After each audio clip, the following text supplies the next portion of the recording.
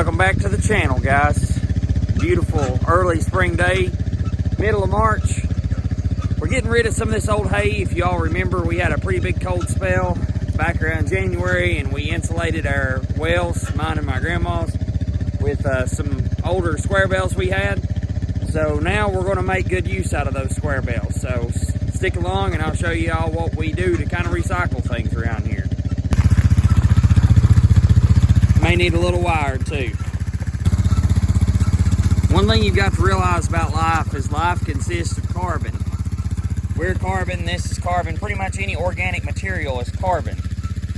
And as it breaks down, as it rots, it just returns back to the soil, and as it breaks down and rots, it returns nutrients. So we've got some real poor patches up here that we're going to throw this halfway rotted hay on. Of course, put some seed down first, and hopefully give it a little bit of fuel to grow or to get started. Because when you have poor ground, you really don't have much to get started with. So this just kind of gives it some topsoil, if you want to call it that. We've also put a fence around this to keep cows off of it, at least until a big part of the summer, just to make sure that the grass gets a really, really good start. Now, as you can see, we've done some of these patches before. It's pretty evident what's coming up and what's not. So hopefully one day, all this will be like that. But it's just a little patch or two at a time. Did you put some up this way too? Yeah, I don't know that far didn't I? I'll put this during this bar of dirt for a minute.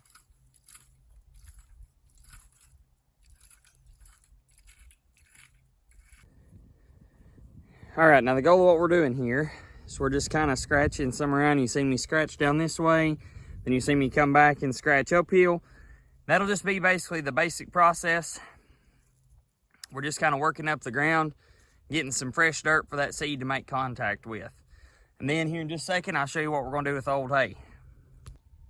Okay, so we got the old rotted hay up there. We're just starting to flake it apart piece by piece and just lay it on there. And hopefully once we get everything flaked and laid on there, we may go back in and throw some more seed on top of it.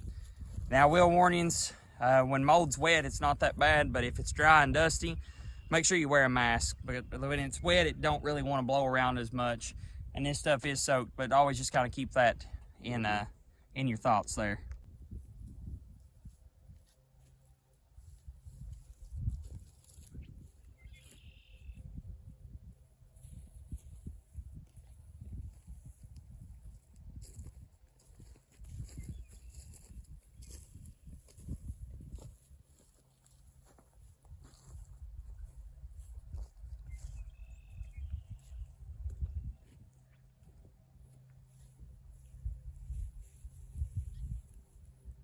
Now, round bales can work on this, but round bales are a lot harder to handle on a hillside than what a square bale is. So always keep that in mind as well.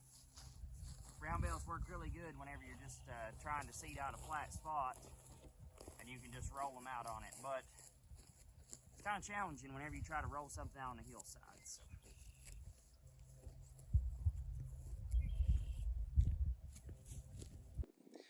So we got all this. Our next project is down there. We've got some hay that's around the barn, and we've got some hay that's still around my grandma's well. So we're going to go ahead and we're going to get it some other evening and do the same thing. But I just want to go ahead and show you all some easy practices that you all can use to help build up your land. This really didn't cost, other than the seed and just some leftover old hay that I had.